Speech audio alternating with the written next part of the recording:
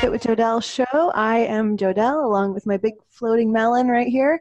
And I am happy to introduce someone to you today that I'm excited to podcast with because I've looked up everything I could find about something called peptides. And I think I've found one of the experts that I could talk to so I can fill you guys in on peptides. So he is a peptide expert and a peptide enthusiast. And since the cutting edge medicine fascinates me, I wanted to talk to him myself. Ryan Smith has joined me today.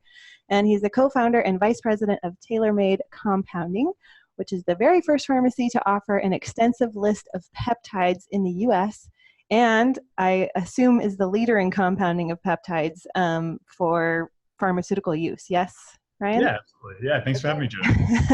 Great. Well, thanks for being here. And Ryan, I'm about positive aging or anti-aging, whatever you want to call it, but I like positive aging or aging with optimization, learning more and improving my performance and enhancing my life. And of course, we will age, but we'll do it in a positive manner. And cutting edge science like what you offer can play a part in this, I feel like. So I'm excited to take what I call a deep dive into the rising tides of peptides. So it's something that's not really being talked about. I mean, I think it just now is coming to the forefront. I think you've been a big reason why it is coming to the forefront. But, you know, people are wondering what are peptides, and that's what I wanted you to go into first. So just kind of tell us, what are peptides? Yeah, absolutely. So peptides are naturally occurring products in the body. They're synthesized and included as sort of the first steps in your DNA for signaling molecules, for structure molecules all in the body.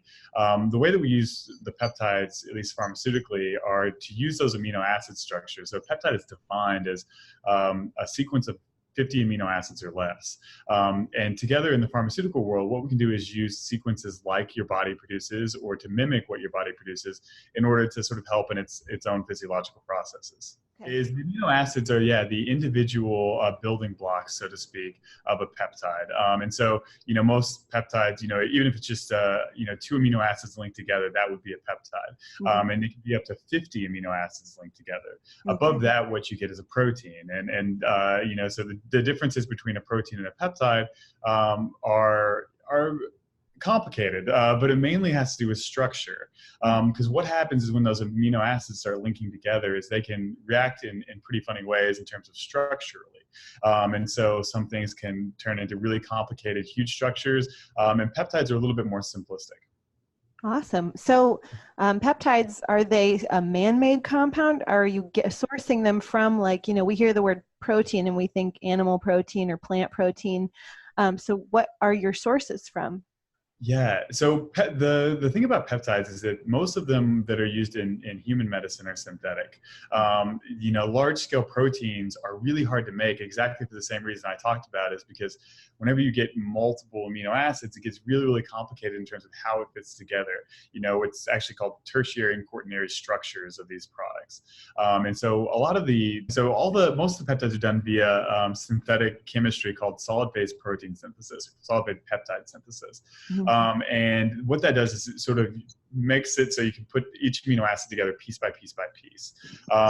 Proteins are typically done in a different fashion and a lot more difficult to make. And those are usually done by inserting the DNA, which encodes for these amino acids and these building blocks, into some viral vectors so that you can make a bacteria express it, for instance. And so that's recombinant protein synthesis, which is different than peptides. Peptides is all synthetic. Okay. And so when we hear the word collagen peptides or the peptides they use like in skin cream, how does that differ from what we're going to be talking about today? Yeah, so those products are often isolated from natural products. Okay. So you can look at, most of the collagen, peptides come from, a bone marrow or from fish or different marine animals. And that's an example of another way to get the products we're talking about. One of the biggest peptides that are available are the thymosin peptides, and they got their name from derivation from the thymus fraction 5, and so they're isolated from a natural product. We're just again mimicking what's found in that natural product by synthetic methods to make a more reliable and more scientific drug. Okay, and so this is more for these peptides, while collagen and skin peptides are more just concentrated for skin health or rejuvenation of a little bit of tissue. These peptides that we're going to be talking about have a lot of different benefits, right?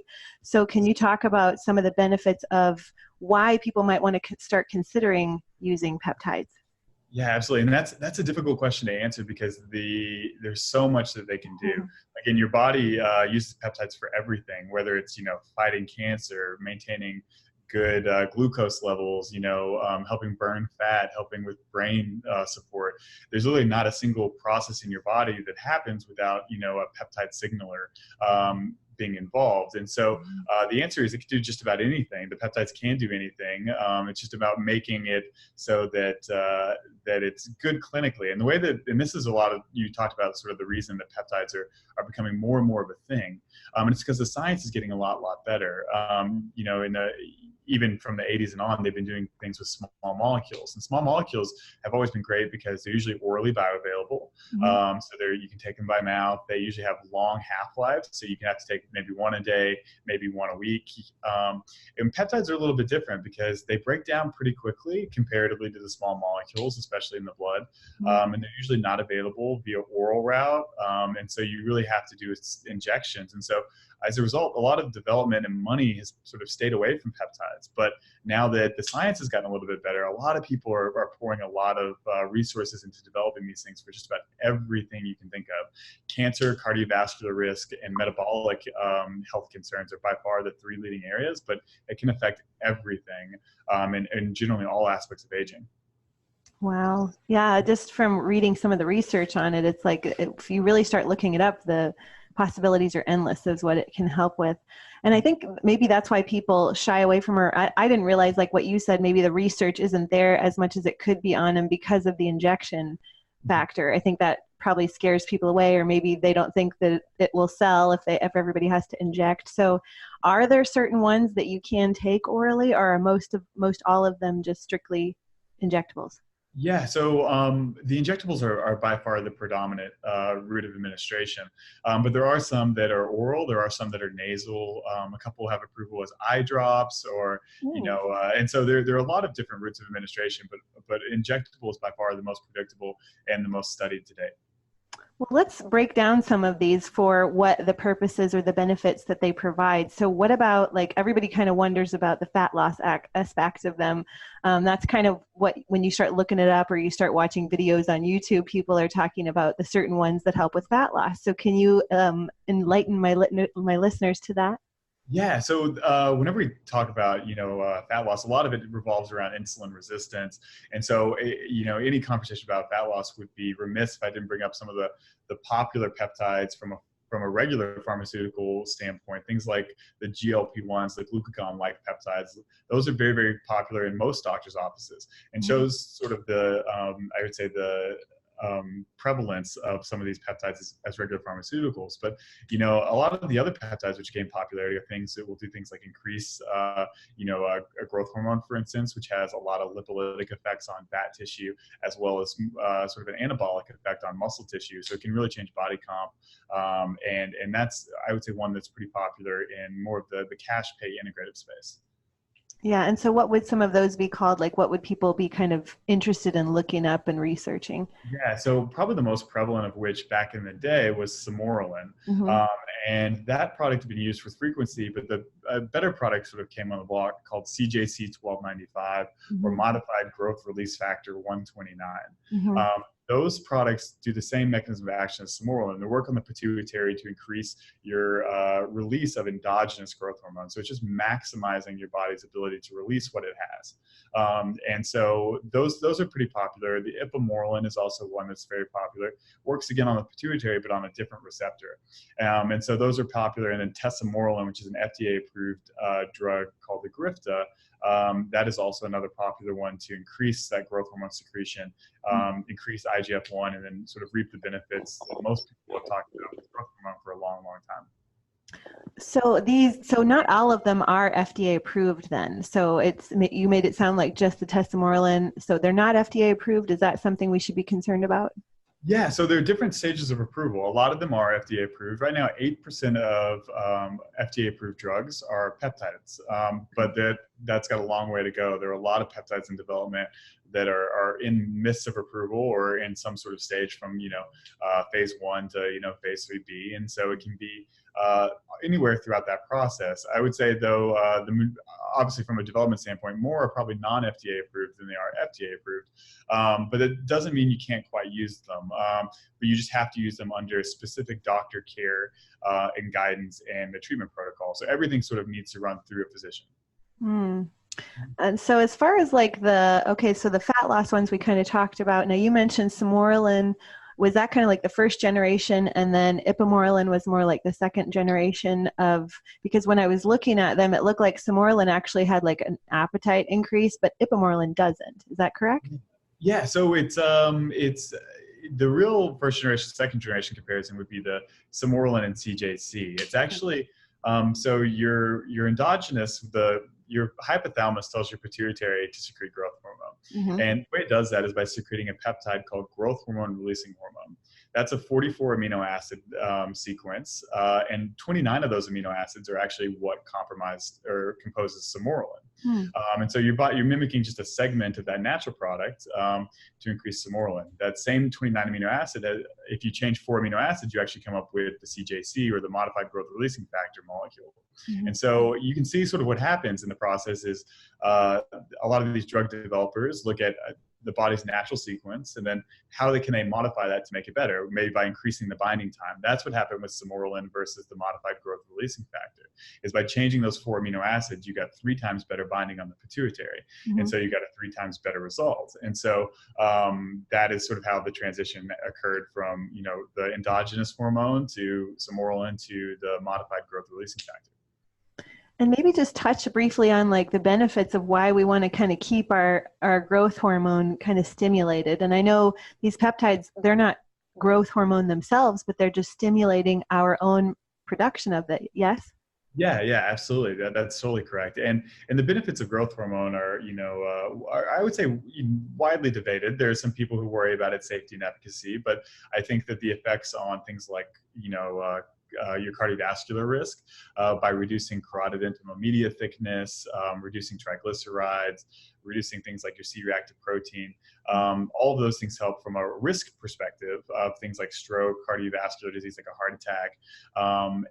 But beyond that, it also can help improve skin texture. It can help with repair and recovery. It can help with deep wave sleep. It can help with energy.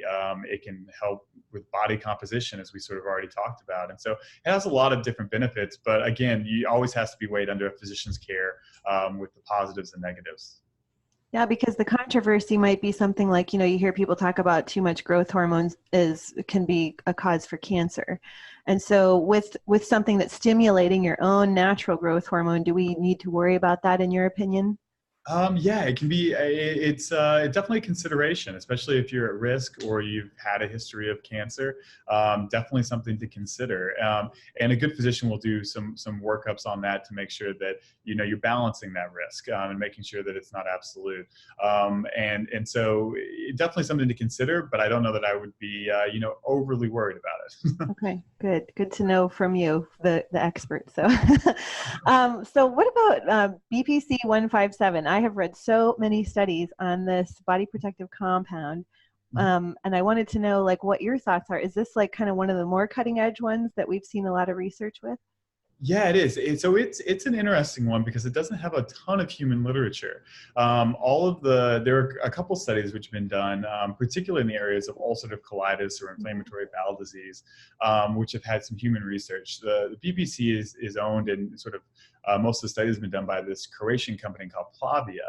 And it's got a lot of amazing research. If you look at the research, it's almost too good to be true because it looks like it helps with just about everything. Yeah. We've seen, muscle repair, we've seen nerve repair, we've seen tendons and ligaments repaired. We've seen all the GI things like ulcerative colitis repaired and colorectal fistulas and even reduced of even things like gastric reflux. And so the studies look incredible and are definitely worth paying attention to. But in terms of human data, we're still a little bit limited. Okay, and correct me if I'm wrong, but isn't the BPC actually formulated from gastric acid? Like there is an element that's kind of a natural human substance that is BPC-157? Definitely. It was originally isolated from, yeah, human gastric juice. And so the BPC-157 is a synthetic fragment of a larger protein. Okay, and have you personally seen quite a bit of benefits from people taking that compound? Yeah, absolutely. I think that we've seen, particularly in areas of repair and recovery, as it relates to, post-surgery or post-injury, it's been pretty remarkable. I mean, I've got my own personal anecdotal story, but we've had some, again, remarkable increase in the ability to repair. Well, I'd love to hear your anecdotal story if you want to share it. Well, yeah, no, I had a hamstring tear, and so it was pretty serious. I had the whole back of my leg was black and blue, and Mm. one of the peptides was the thymosin beta 4, and everyone was sort of thinking, hey, that would be a good one because it's sort of for soft tissue. I had an okay response, but not a great response. And in one injection with the BPC, I had probably a 90% pain reduction. Wow. Sort of incredible. And so I'm a big proponent from a personal standpoint of the BPC, but I've seen it work in countless people. And I had read somewhere about possibly even helping with chronic Lyme disease. Like, have you seen the research on that? Like, possibly it could be a help for Lyme? Yeah, definitely. So a lot of people have that in their protocols, but there hasn't been any research per se directly on Lyme. And the reasons for its help with Lyme could be a lot of different things. Its mechanism of action is so pleiotropic that it could be multiple mechanisms. But one thing we have seen is that it definitely does help a lot, maybe even with that chronic fatigue or even some of that brain fog. And so we definitely see a benefit, I would say, in some of the patients that have been using it for a Lyme protocol. Yeah, I'm definitely interested in that one because like after I had a toxic mold exposure, it expressed the underlying Epstein-Barr that was within me. And so I'm wondering if BPC-157 would have any help with like a low grade Epstein-Barr.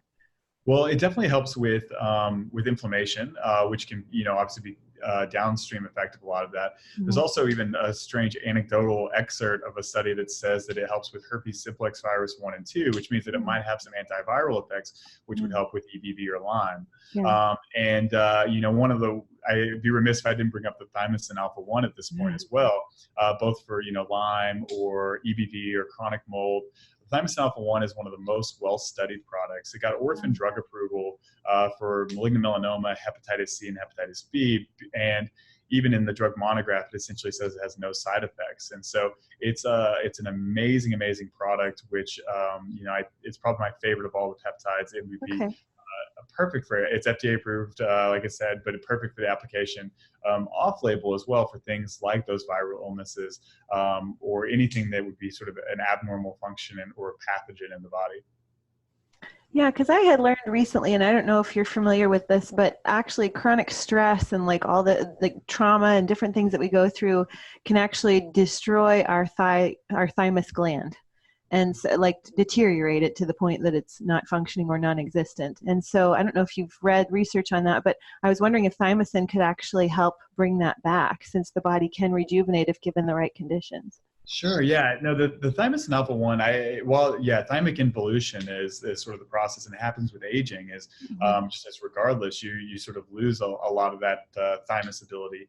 But with that being said, thymosin alpha 1 wouldn't necessarily help regenerate that, but it might help replace it. And so, sort of giving that same stimulation to your immune system, for instance, to sort of fight and give a stimulation to the things that you want your immune system to fight. And I've seen BPC-157 and thymosin in kind of oral form on the internet in different sites, different people promoting that. Do you advocate for that in oral form, or should it only be done injectable Yes, wise? yeah, so the BPC-157 is orally bioavailable. Okay. But the thymosin alpha definitely is not. And I wouldn't recommend buying, honestly, from any internet sites. Sure. I always point out the New York Times article that was done on sort of the peptide industry as a whole. And it used a quote from the head of the World Anti-Doping Association, who said that 80% of the products they tested online were fake or fraudulent. And so from a third-party source, not someone who's in the peptide world like I am, hopefully that's a little bit more authentic and believable, and hopefully encourages people to more reliable sources. Yeah, well, it's good to mention because if you do just start looking up peptides, you're kind of brought to this attention, this laundry list of different websites that sell it, and you think, oh, that's easy enough, I'll just get it myself. But really, like you said, we need to be under a doctor's care and really knowing what we're putting into our body, especially with regard to things like a growth hormone, secretagogue, and stuff like that. So Definitely, yeah, I definitely. And appreciate you most of these bringing things, that up. yeah, most of these things have pretty complicated pathways, which need to be managed by a physician who's been thoroughly trained in a lot of these pathways. Okay. So before we move on to like talking about a little bit more about that, I wanted to ask another one that really intrigues me, another peptide that really intrigues me because I have so many clients that ask about help with cellulite. And I think it's called Ghk-Cu. It's a copper peptide. Can you Yeah. talk about that? Yeah, so the Ghk-Cu is actually a relatively common peptide, but one that has some amazing effects. Most of the people usually think about it for its cosmetic effect. It's as a topical peptide just applied to the face, it's shown to increase collagen by over 70%. Wow. And decrease fine lines and wrinkles anywhere from 25 to 35%. It's been studied to be better than retinoic acid and vitamin C combinations. And so all in all, it's got some amazing data as it relates to its cosmetic use. But even beyond that, it sort of initiates a bunch of genetic changes and upregulation of recovery and remodeling, essentially, of tissue. And so you can help with nerve repair and things like MS patients. You can help with ACL repair. It's been studied to help with. I mean, it shows better hair regrowth effects than 5% minoxidil or the Rogaine you would get over the counter. And so it's a pretty amazing product that's pretty versatile, but definitely has some effect on increasing that firmness of the skin and sort of evening out that appearance. And have you seen that, like with people you've worked with, have you seen it help in cases of cellulite? Definitely. I would say it's one of our most popular products, just due to its ability to help sort of ubiquitously across all of our patients to sort of help with that skin appearance.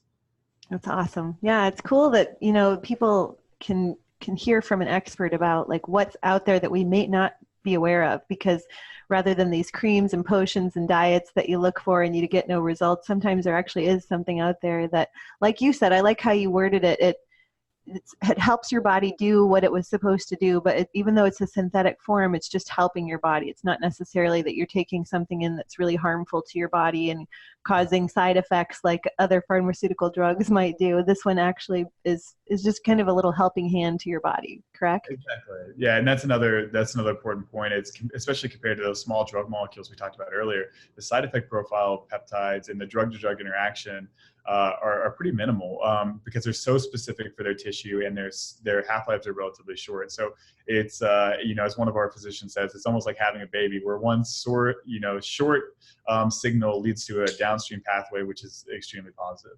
Yeah.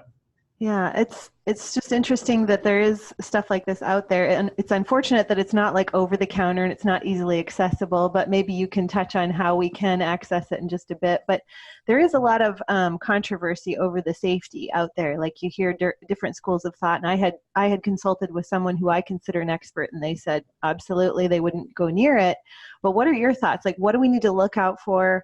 And what do we need to focus on if we are going to kind of include these in our regimen? Yeah, so the first and foremost, it goes back to the other subject, is to having someone who's knowledgeable about these things. These things are pretty new and a little bit complicated. And so having medical supervision is by far the number one thing, because all these pathways, in excess could cause some potential issues. And having someone who's seen and read all the literature, has had, colleagues and patient experience is always, definitely something I would recommend.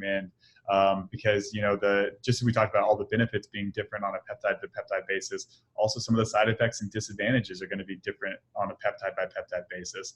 And even if you did a completely deep dive into one peptide and know everything about it, you still wouldn't know all the things that happen downstream. And so it's important to have someone who has that expertise.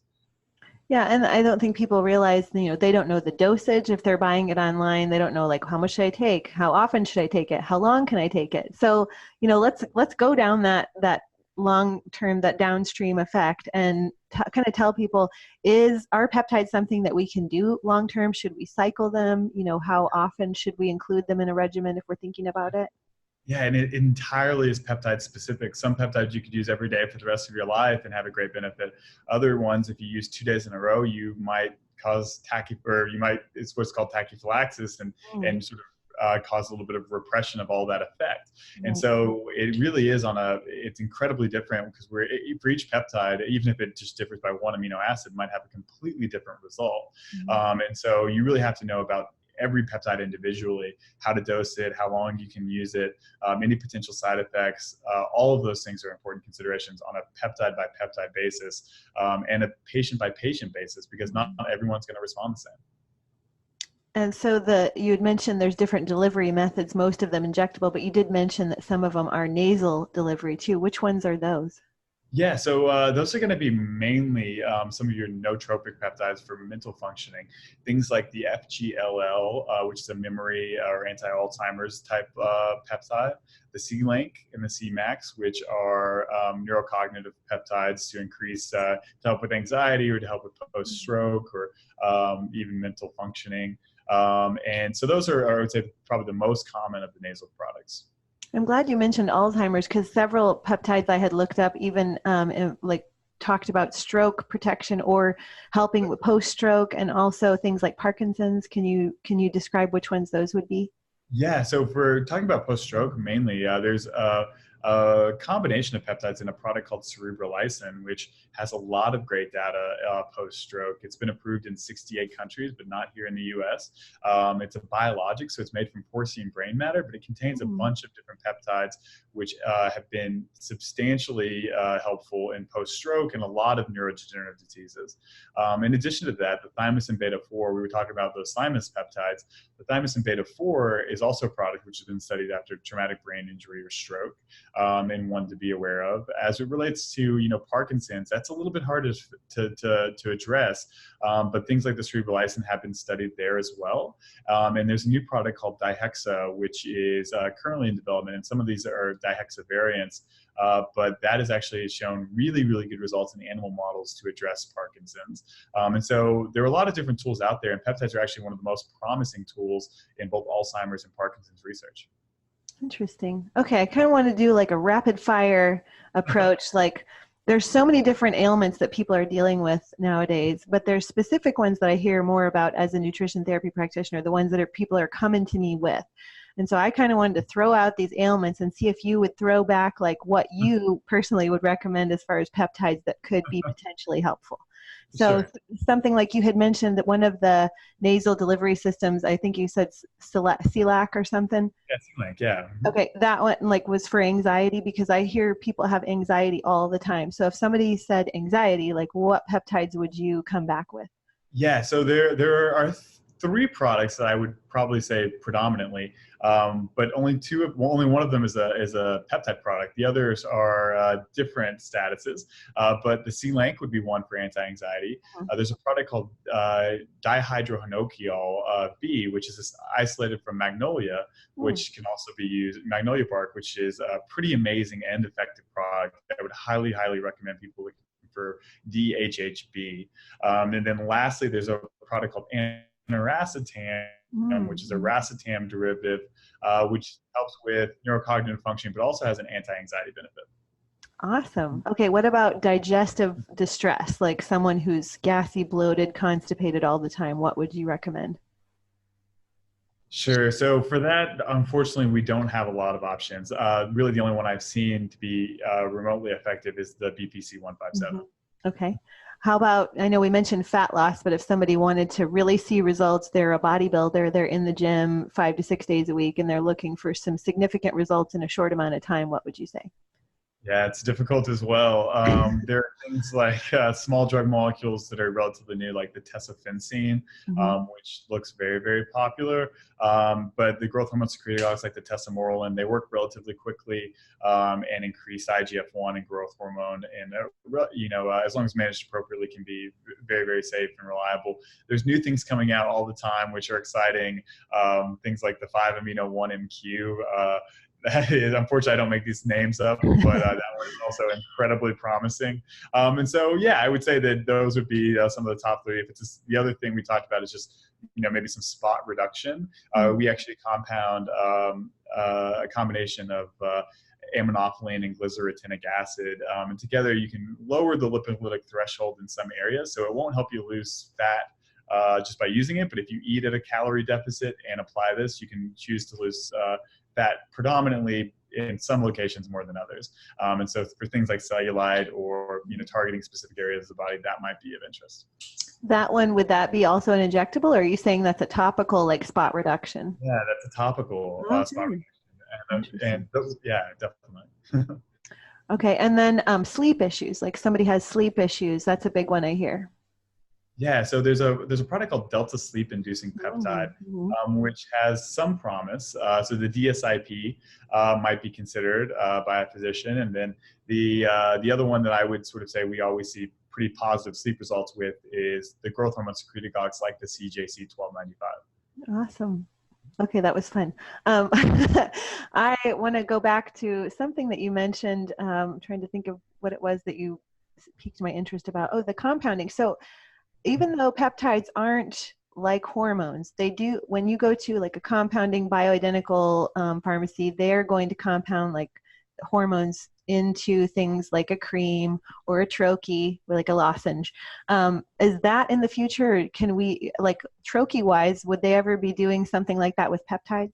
It's hard because the ways by which these products are bioavailable is a little bit more unreliable when you go through the GI tract. And so the short answer being probably, there's a lot of science and tech being developed there, but right now it's unreliable or way too expensive. Sometimes you have to do 50x the concentration, which just becomes unaffordable.